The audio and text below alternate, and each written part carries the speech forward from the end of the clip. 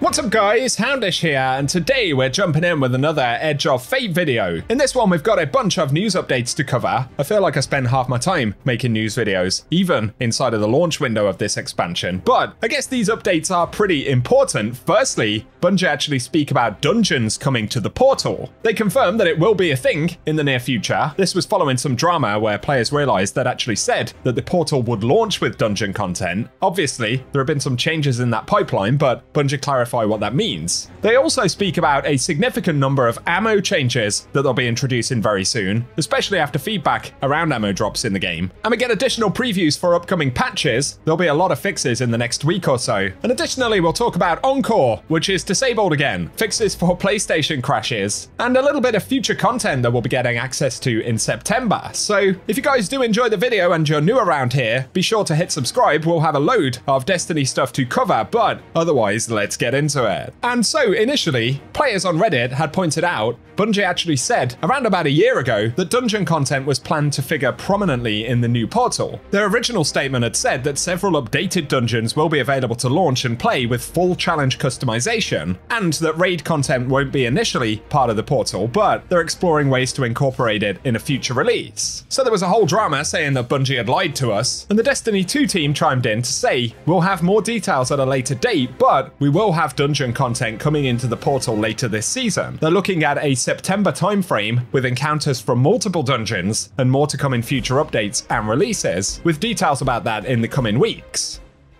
So it's not going to happen immediately. We should also recognize that on those development blogs, Bungie had said, please remember that our roadmap and plans are subject to change as we get deeper into development. And DMG highlights that this is one of the risks of communicating early, which I think is a fair statement actually in the end. The interesting part though is that Bungie have said encounters from multiple dungeons will be featured. So I guess this means one of two things. Either you have Pinnacle Ops with a single encounter from a dungeon, for instance, which has been turned into one of the featured activities, or perhaps something that's more like a sort of Gauntlet mode where it'd be a lot more like Pantheon from back in the day. Given that Bungie generally want the activities to be reasonably quick to complete, I'd guess that it's probably going to be the first option, but it's good news that they are going to be adding dungeon content to this. My only bit of feedback ahead of time regarding that would be to please have some dungeon rewards actually featured in there. It would be a good way for Bungie to actually bring some of the older dungeon rewards in to the new tiering system. As one of the downsides of featuring stuff in the portal at the moment is obviously they have specific loopholes for the different categories in the portal, but they're not kind of agnostic to the original activity, right? So it'd be weird to be playing Sundered Doctrine but not get any Sundered Doctrine loot. That's my 2 cents on it, but give me your thoughts down below. And overall, the positive is that more content will ultimately arrive in the portal, albeit in a couple of months' time.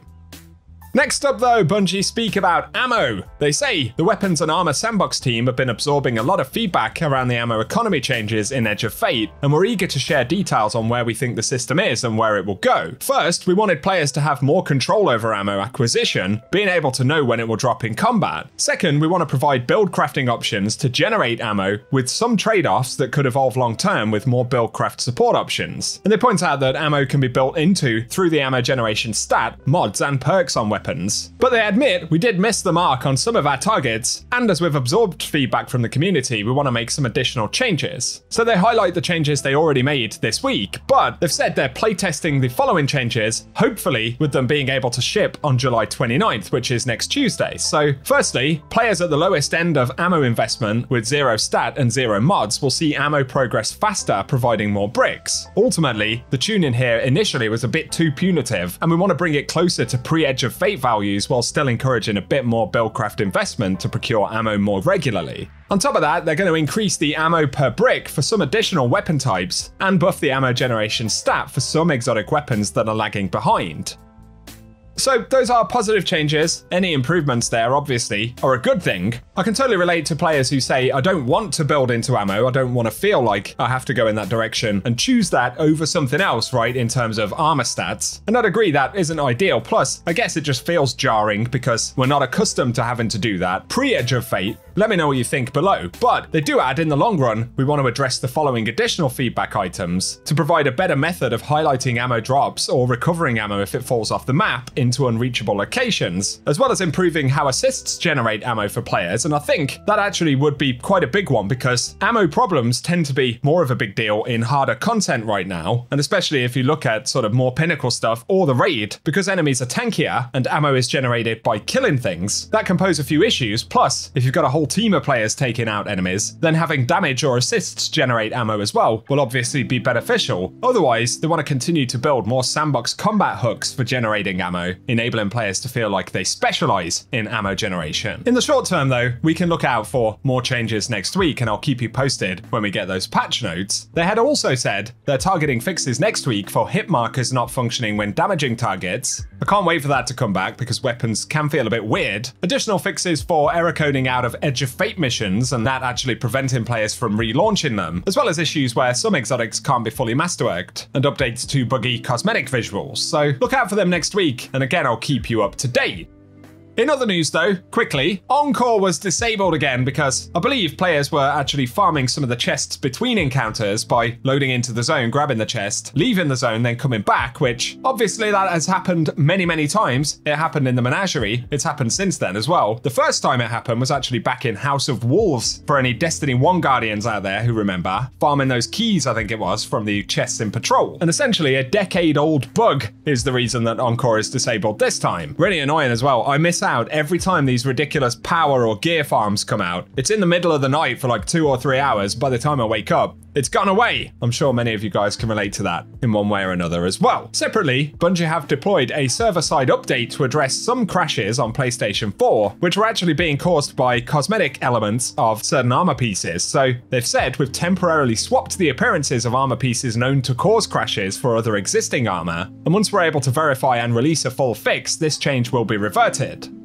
So hopefully that's continuing to improve stability overall. But a final few items here. Whirling Ovation, the raid exotic, will indeed be getting a catalyst, but it's expected to drop in September, which aligns with what Bungie originally announced about the raid challenge update that they plan to drop in a couple of months' time. That will also bring new rewards and potentially encounters for the raid, so that'll be interesting. It will include another raid race, so I'm curious to see what kind of tune-in Bungie might do between the contest we've just had and what essentially will be a rerun of that, albeit with a raid that's already been released but has been updated. They'll give us those details soon enough though. Another interesting item here, but Devrim K actually has a hidden section of his inventory at the moment that we can see in the database with a bunch of items called Rally Reward Redemption. I've no idea what this actually entails. A bunch of these items have been in the game for a long time, but there are some interesting ones like the Iris Pulsator Shell, the shaders you can see there, as well as the Nightmare Tendency emblem, which is quite a cool one, and a couple of legendary vehicles. As far as I'm aware, none of these are currently available. I'm also not sure what Rally Reward actually refers to, but maybe a little extra bonus that'll pop up at some point, or for some kind of objectives that'll drop in the near future.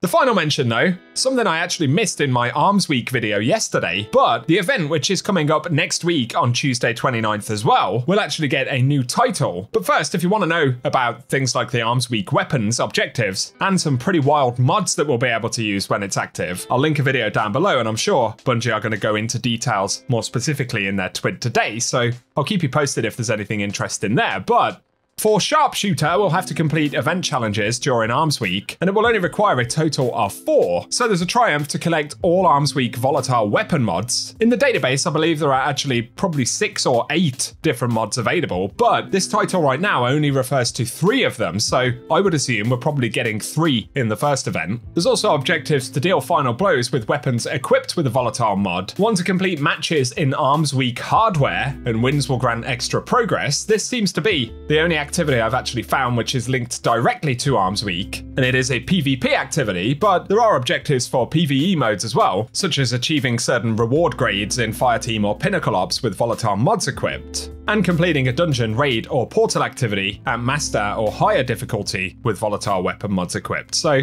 assuming you've got access to those specific mods, it actually looks like it will be a relatively easy title to obtain, although it will only be up for a week at a time, much like what we saw with Heavy Metal if you played that before Edge of Fate. Bungie have also confirmed that Heavy Metal will return in the future as well. So there we go, I'll link the Arms Week video down below if you did miss it. Certainly worth watching because I think it will be quite an interesting event, dropping a new hand cannon arc archetype next week, which is the spread shot hand cannon, basically with sort of shotgun pellet behavior, which is pretty wild. So info about that is in the description box. But for today, guys, that's what we have to round up. So I really appreciate you guys sticking with the channel. To be honest, it's been a pretty rough year moving through the episodes and all the dramas with Bungie, the ups and downs there. So the amount of support you guys have shown over the past week or so especially is incredibly highly appreciated. Thank you. I'm going to do my best to keep smashing out Destiny content. That is until they either turn the servers off or ban me for memeing on Bungie too much. I'm in it till the end, I think. But for the moment, let me know your thoughts on anything we've spoken about, and whatever you get up to, I hope you guys have an awesome day.